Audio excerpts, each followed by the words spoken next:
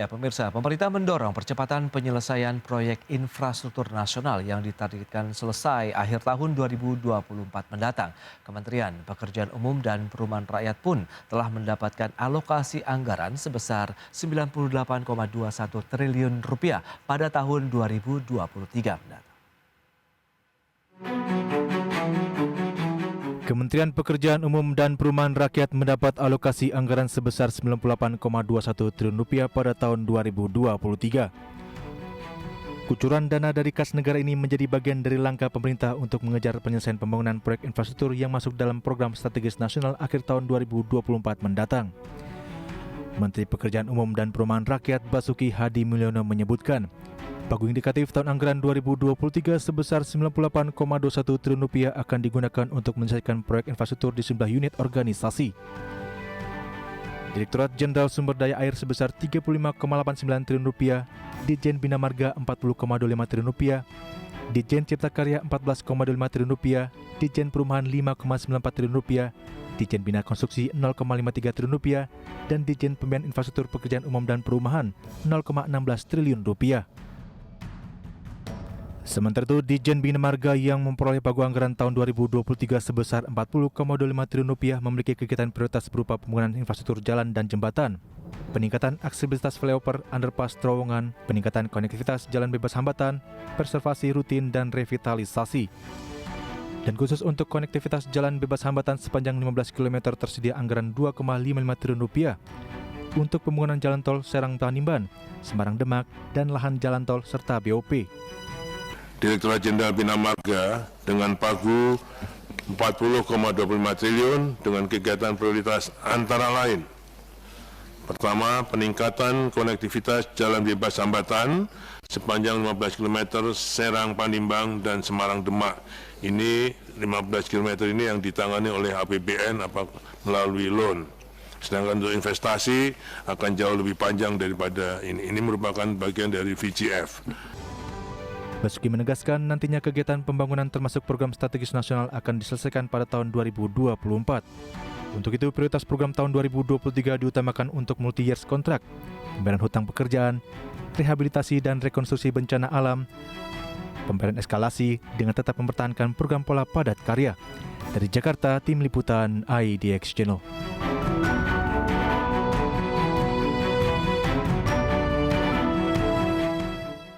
Baik pemirsa, untuk membahas tema kita hari ini, kejar target penyelesaian proyek jalan tol nasional. Kita sudah tersambung melalui Zoom bersama dengan Bapak Budi Harimawan Sumiharjo. Beliau adalah Direktur Jalan Bebas Hambatan, Ditjen Bina Marga, Kementerian PUPR Republik Indonesia. Ya, halo, selamat pagi Pak Budi. Selamat pagi Mas Pras, selamat pagi pemirsa IDX Channel. Baik, salam sehat Pak. Sehat, Alhamdulillah. Baik, terima kasih atas waktu yang disempatkan. Tapi sebelum membahas lebih jauh, bisa diupdate terlebih dahulu Pak. Bagaimana dengan proyek-proyek jalan tol nasional hingga saat ini? Terima kasih Pak Mas Pras. Jadi kalau kita ketahui sedikit ke belakang bahwa perkembangan jalan tol kita 36 tahun pertama, 78 sampai 2014 kita hanya bisa mencapai kurang dari 1.000 km. Namun dengan 2 periode dari Pak Jokowi ini kami mengejar ketinggalan tersebut meningkat cukup tajam, di mana 2015 sampai 2019 kita bertambah sekitar 1.300 km dari target 1.500, dan khususnya di 2020 sampai 2014 kita punya 2004 kita mempunyai target 2.500 RPJM kita. Namun demikian, dengan adanya kondisi keterbatasan dana pengadaan tanah yang sebagian besar kita gunakan untuk penanganan COVID, kemudian juga keterbatasan fiskal, sehingga memang perkiraan dari 2.500 kita mencoba optimis bisa mencapai 1.980 km. Pada akhirnya, insya Allah pada akhir 2024 kita bisa menyambungkan atau panjang jalan tol ini sekitar 4.068 km, peningkatan tajam dalam dua periode ini. Khusus untuk 2022 kami terdapat ada 107 km lagi yang akan penambahan, dan saat ini sedang siap diresmikan 46,37 km. Oke. Cilincing 24,5, Serpong Balaraja 5 km, dan juga tol pertama di Bengkulu ruas Tabak Penanjung Bengkulu 16 km. Nah ini semua dan yang dalam konstruksi sampai 2024 kita sedang menyiapkan sekitar 957 km lagi, dan juga dalam perencanaan termasuk perencanaan jangka panjang kita ada 17.800 km. Demikian Pak Mas. Wow, berarti kalau di total berapa nih nanti jalan tol yang akan dimiliki oleh Indonesia? Berarti akan banyak sekali nih Pak. Kalau sampai 2045 kita upayakan memang hampir tadi 17.800, namun untuk 2024 kita konsentrasikan kepada proyek-proyek strategis nasional. Diharapkan kita mencapai 4.000 km setelah kita meningkatkan tajam dari 10 tahun ini. Oke, 4.000 kilometer ini proyek strategis nasional begitu yang akan dikejar, Pak Budi. Tapi kalau kita lihat implementasinya sejauh ini, masihkah ada tantangan ataupun hambatan yang masih menjadi, ya akhirnya ini perlu segera diselesaikan begitu Pak? Ya Pak Mas Pras, jadi memang kendala kita saat ini utamanya memang karena sebagian dana besar kita digunakan untuk penanganan COVID kemarin, sehingga dana tanah ataupun alokasi tanah yang kita gunakan untuk menyelesaikan PSN 114 triliun, kita sedia 177 triliun. Jadi inilah kendala yang utama sehingga kita perlu melakukan optimasi maupun juga prioritasi dari ruas-ruas tol kita. Oke, lantas kalau kita lihat dasar juga dari Kementerian PUPR ini untuk mengebut penyelesaian proyek jalan tol nasional sendiri, apa nih Pak? Apakah memang ada target yang harus segera dikejar begitu? Jalan tol, kalau kita lihat fungsi dari jalan tol ini memang suatu arteri primer yang berfungsi sebagai koridor utama. Yang tentunya selain ini adalah keberadaan jalan tol kita akui dapat meningkatkan pemerataan pembangunan. Jalan tol ini juga diharapkan menjadi backbone atau jaringan jalan di setiap pulau-pulau besar di masa mendatang seperti Sumatera, Jawa, Kalimantan, dan juga kita ketahui bahwa pembangunan jalan tol ini memberikan multiplier effect, di mana meningkatkan konektivitas, mobilitas, menurunkan efisien waktu tempuh, nilai waktu dan juga biaya perjalanan, penghematan biaya logistik, dan insya Allah kita bisa meningkatkan daya saing nasional.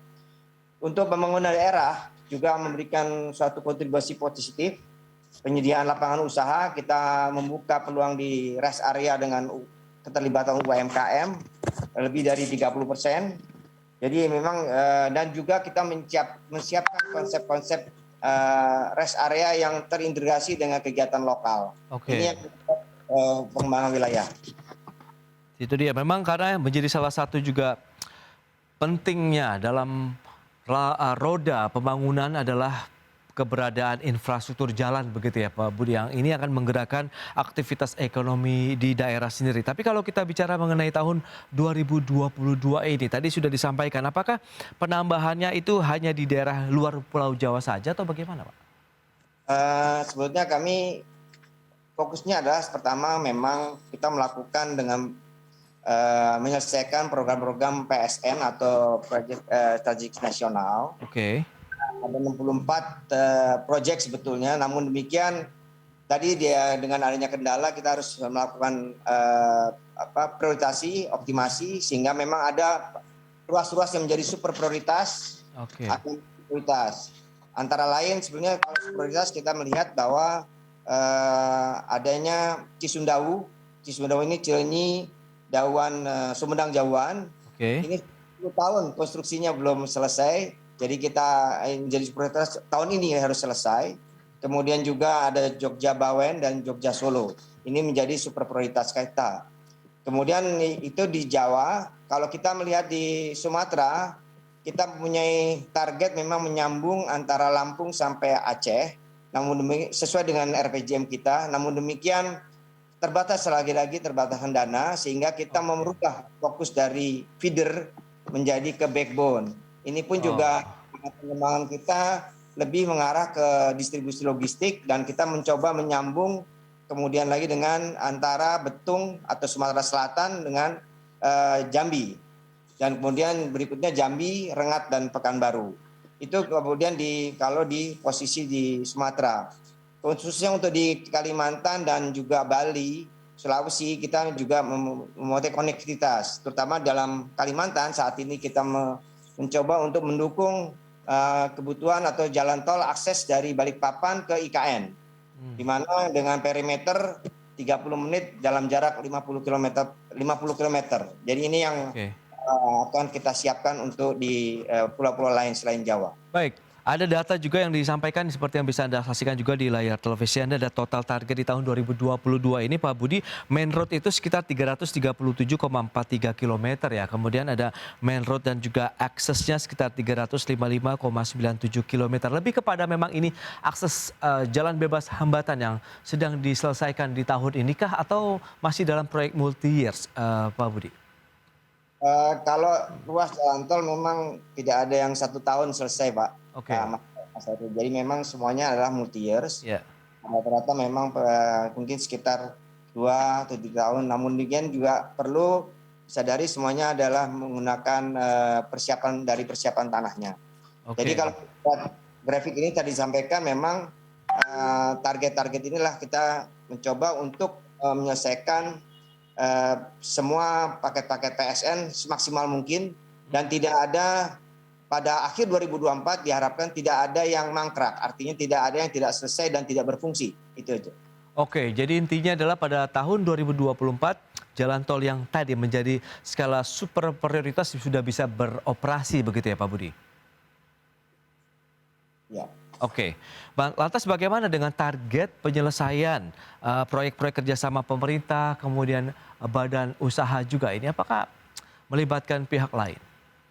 2 kegiatan yang sebetulnya kita secara umum pelaksanaan jalan tol itu kita melibatkan adalah kerjasama dengan pemerintah dengan badan usaha. Pertama adalah untuk jalan-jalan tol yang dengan kelayakan finansialnya adalah memang valid sehingga bisa mampu dilakukan oleh KPBU. Namun demikian kita sadari adanya beberapa ruas-ruas yang memang kelayakan finansialnya rendah dan ini perlu dukungan pemerintah. Tadi disampaikan oleh di awal bahwa tahun ini kita ada dana untuk 15 km itu merupakan dukungan pemerintah dan disampaikan Pak Menteri tadi bahwa seperti Semarang Demak, Cisumdawu, kemudian juga Serang Tanimbang dan akses Patimban yang sedang kita laksanakan semuanya menggunakan dukungan pemerintah yang harus kita selesaikan, dan ini merupakan suatu komited dari kita untuk menyelesaikan. Baik, ada pagu indikatif yang sudah disampaikan oleh Pak Menteri begitu di tahun 2023 khusus untuk Ditjen Bina Marga sekitar 40,25 triliun. Apakah dana ini juga benar-benar menjadi satu hal yang dinantikan untuk menyelesaikan proyek-proyek tadi? Pak Budi, tahan dulu jawabannya, kita akan jeda dulu sebentar. Dan pemirsa, tetaplah bersama kami akan segera kembali usai jeda yang satu ini.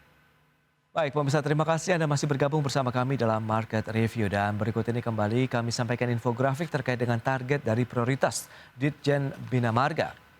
Ya, seperti yang bisa Anda saksikan di layar televisi Anda, ini adalah target dari Ditjen Bina Marga di tahun depan. Tadi sudah dibahas kita tahun 2022, aktivitasnya apa saja. Tahun depan ada infrastruktur jalan, ini sekitar 22,4 triliun begitu pagu indikatif yang sudah disiapkan, di mana pembangunan jalan mencapai sekitar 303,6 km. Kemudian ada peningkatan kapasitas dan preservasi struktur 3.831,2 kilo, infrastruktur jembatan dananya 4,7 triliun, kemudian aksesibilitas flyover, underpass, terowongan 0,46 triliun, kemudian ada peningkatan konektivitas jalan bebas hambatan sepanjang 15 km 2,22 triliun, dan preservasi rutin jalan jembatan, drainase, kemudian ada jembatan gantung juga sekitar 7,77 triliun.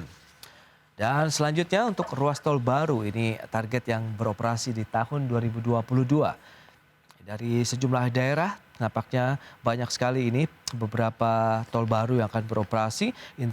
Indralaya, Prabu Mulih, kemudian Cileunyi Dawuan, Sigli Banda Aceh, Kuala Tanjung Parapat, kemudian Padang Pekanbaru, Cibitung Cilincing, Semarang Demak, Ciawi Sukabumi, kemudian Jakarta Cikampek, 11 SLT, kemudian Cibitung Cilincing. Wow, ini dia. Kita akan coba kembali perdalam begitu ya bersama dengan Bapak Budi Harimawan Semiharjo.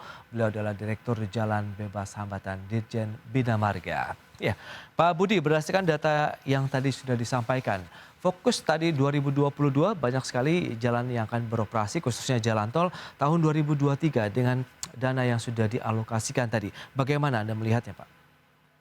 Betul sekali Mas Pras. Jadi memang target kita sebagai juga RPJM dari 2020 sampai 2024, tahun 2023 merupakan tahun tengah ataupun hampir satu tahun terakhir ya dari 2024. Memang target-target kita semua dilakukan upayanya adalah sebetulnya menyelesaikan kalau jalan nasional itu dibagi dua, jalan nasional non tol dan tol. Tadi disampaikan yang 22 triliun di atas adalah merupakan non tol. Oke. Yang tol sendiri adalah 15 km. Bukan berarti bahwa target jalan tol kita hanya 15 km. Yang 15 km adalah yang merupakan dukungan pemerintah. Artinya ini disediakan dananya disediakan oleh APBN. Namun demikian dengan tadi disampaikan bahwa untuk melaksanakan jalan tol ini banyak sebagian besar sebagian besar adalah dilakukan oleh KPBU kerjasama dengan badan usaha. Ini yang kilometernya cukup panjang tadi disampaikan beberapa, mungkin tahun ini kita targetan 107 km tambahan baru jalan kilometer. Baik, berarti dari sisi peningkatan untuk konektivitas jalan bebas hambatan 15 km yang dikerjakan oleh pemerintah, sementaranya tadi KPBU begitu yang akan mengerjakan tambahan dari jalan bebas hambatan targetnya di tahun 2023 mendatang begitu Pak Budi. Oke, ya, Mas. Baik, dari sisi pembiayaannya bagaimana Pak?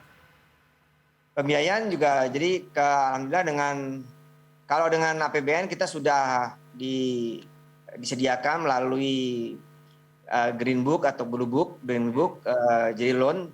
Dukungan pemerintah ini merupakan sebagian besar tadi seperti Cisundawu, Semarang, Demak menggunakan loan Cina, Tiongkok, kemudian juga Serang Pandimang juga Tiongkok, dan juga untuk akses Patimban nanti akan menggunakan JICA.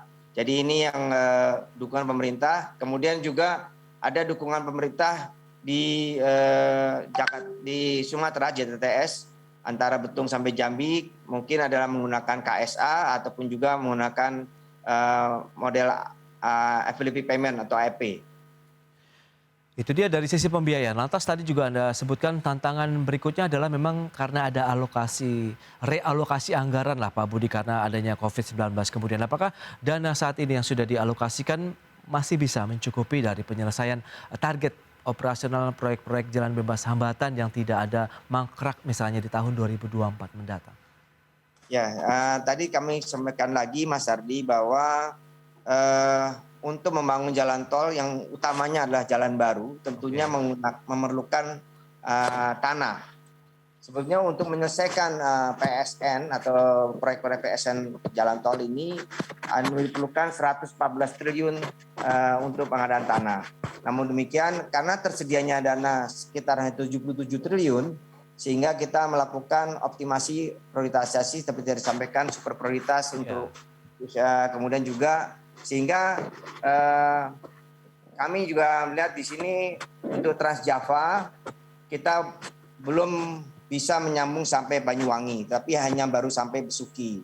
Kemudian antara Gede Bage, Tasikmalaya, Cilacap, kita mungkin tidak penuh sampai Getaci, ini tidak penuh sampai Cilacap, tapi kita sambung sampai Garut.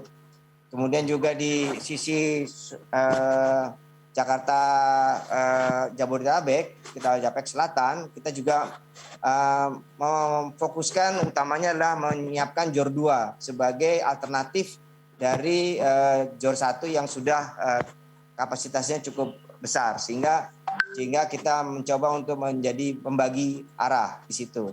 Kemudian di Sumatera tetap karena merupakan penugasan kepada BUMN dalam hal ini HK atau Utama Karya sehingga kita juga melakukan upaya-upaya dengan dukungan maupun dengan PMN dari pemerintah. Mungkin itu Pak. Oke. Kesiapan dari SDM kemudian tenaga bekerja di lapangan begitu untuk kita mempercepat penyelesaian proyek-proyek strategis nasional tadi bagaimana Pak Budi? Alhamdulillah dari kondisi dari teman-teman BUJT dalam ini Badan Usaha Jalan Tol yang melaksanakan juga kontraktor dari sisi pelaksana konstruksi maupun juga pengawas konstruksi semuanya sangat cukup ya dengan kondisi yang memang harus kita kebut material juga kita kebut dengan alhamdulillah semua material bisa kita datangkan dari dalam negeri. Jadi semua ini merupakan kewajiban kita untuk memenuhi TND dalam negeri. Baik, berarti semuanya sudah tersupport dari dalam negeri, baik material proyek, kemudian SDM-nya pun siap untuk mewujudkan bahwa tidak ada lagi proyek khususnya jalan bebas hambatan yang mangkrak di tahun 2024 mendatang, begitu Pak Budi? Ya, Mas Adi. Oke, adakah alokasi tambahan yang didapatkan oleh Ditjen Bina Marga atau secara umum Kementerian PUPR terkait dengan menyelesaikan target yang disampaikan oleh pemerintah sendiri nih Pak Budi?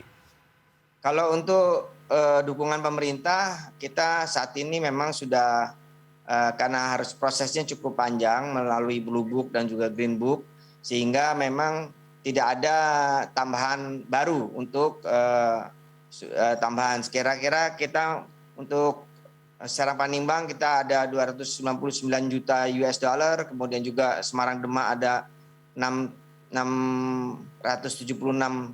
juta US dollar atau sekitar total mungkin hampir 10 triliun di situ. Okay. Kemudian di Sumatera kita ada 3,2 juta atau sekitar 40 triliun. Payakumbuh Pangkalan dari JIK ada 427 juta. Kemudian juga akses Patimban sekitar 312 juta, sekitar ya 2 triliunan, dan jembatan Batam Bintan ada 300 juta US. Ini menggunakan IIB. Jadi memang kalau dari anggaran APBN dukungan pemerintah kita dikontrol atau dikendalikan melalui Dubuk. Namun demikian untuk dana-dana dari KPBU sesuai dengan PPJT atau kontrak yang ditandatangani antara BUJT dengan pemerintah, kita menyediakan tanahnya, mereka menyediakan konstruksinya. Oke, itu dari sisi mekanisme pembiayaan kemudian pelaksanaan proyek di lapangan. Tapi kalau Anda melihat secara umum Pak Budi, manfaat keekonomian dengan kehadiran jalan bebas hambatan yang ini menghubungkan berarti kan satu daerah yang sebelumnya tidak bisa langsung begitu, sekarang semuanya bisa terhubung begitu Pak Budi? Ya, benar sekali. Alhamdulillah Pak Mas Hardi. Jadi memang saat ini seperti disampaikan bahwa manfaat dari dampak ekonomi jalan tol secara lokal maupun nasional bahkan juga internasional adalah kita melihat adalah meningkatkan daya saing. Dengan cara apa? Tadi kita menyediakan dengan konektivitas mobilitas yang lebih baik. Yeah. Artinya dengan memperpanjang jalan tol, dengan memudahkan akses dari orang satu kota untuk mendistribusikan barang, sehingga biaya logistik juga akan berkurang. Dan tentunya semua ini mencari nilai waktu dan juga biaya perjalanan. Dan ini semua akan diyakini menjadi suatu meningkatkan daya saing. Kemudian juga tadi kami sampaikan bahwa kita mengintegrasikan kegiatan jalan tol ini yang semula rest area itu hanya berdiri sendiri untuk user tol. Sekarang ini kita mencoba untuk memberikan peluang dengan mengintegrasikan dengan kegiatan lokal. Dan juga kita bisa meng-exchange orang di rest area, tidak perlu orangnya harus berangkat dari ujung ke ujung yang lain. Namun kendaraan saja yang kita stop tidak bisa exchange di dalam rest area. Artinya bisa menggunakan di situ akan kita bisa create semacam transit stop. Mungkin juga digunakan untuk kegiatan pergudangan kecil yang bisa untuk sehingga produksinya tidak perlu harus mundur lagi ke gate utama, tapi sudah bisa didistribusi dengan kendaraan yang lewat di situ. Itu salah satu pengembangan ekonomi. Dan itu juga kami melihat dari bundling yang dilakukan oleh kawasan-kawasan tertentu seperti di mana memang jalan tol ini sebetulnya diarahkan adalah mendukung kegiatan-kegiatan seperti KEK atau kegiatan ekonomi khusus, seperti di Tanjung Lesung, kemudian juga ada KI Batang, kawasan industri Batang, kawasan industri Subang. Ini kemudian juga ada di mendukung Kertajati, Bandara Kertajati. Sehingga ini merupakan suatu peluang untuk mengembangkan daerah sekitarnya. Juga di Jogja kita menghubungkan coba NIA atau Yogyakarta Airport ke Jogja untuk lebih cepat sehingga dan pengembangan daerah wilayahnya. Dan satu lagi yang terakhir sekarang ini menjadi prioritas kami adalah menyediakan konektivitas antara Balikpapan ke IKN, karena IKN ini 2024 sudah akan beroperasi walaupun mungkin sebagian, namun kita sudah menyiapkan akses terutama adalah perimeter instruksi dari Presiden kita tidak perjalanan cukup dengan 50 km itu ditempuh dengan waktu 30 sampai 30 menit dari bandara ke kota IKN, begitu ya. Oke, itu dia beragam inovasi berarti yang sudah dilakukan oleh Dirjen Bina Marga ya untuk bagaimana memenuhi aksesibilitas ekonomi begitu dengan dibangunnya jalan bebas hambatan. Baik, Pak Budi, terima kasih banyak atas waktu dan sharing yang Anda berikan untuk pemirsa IDX Channel. Tentu ini menjadi insight baru mengenai perkembangan dari infrastruktur khususnya jalan bebas hambatan di mana targetnya 2024 mendatang tidak ada lagi proyek-proyek infrastruktur termasuk jalan tol yang mangkrak. Baik, Pak Budi, terima kasih. Selamat melanjutkan aktivitas Anda kembali dan salam sehat. Terima kasih. Mas Aris, Assalamualaikum. Waalaikumsalam. Baik pemirsa, 1 jam sudah saya menemani Anda dalam Market Review. Dan untuk mendorong bermunculannya inovasi unggul dalam ekonomi hijau dan sebagai wujud apresiasi terhadap produk inovasi berbasis keberlanjutan, IDX Channel tahun ini kembali mengadakan IDX Channel Anugerah Inovasi Indonesia dengan tema Fostering Sustainable Innovation in Economic Recovery yang akan ditayangkan pada hari Kamis 25 Agustus 2022 pukul 19 waktu Indonesia Barat. Saksikan hanya di IDX Channel. Ya, pemirsa, saya Prasetyo Wibowo beserta kerabat kerja yang bertugas undur diri. Terima kasih dan sampai jumpa. Selamat datang di IDX Channel Anugerah Inovasi Indonesia 2022. IDX Channel Anugerah Inovasi Indonesia. The most innovative company.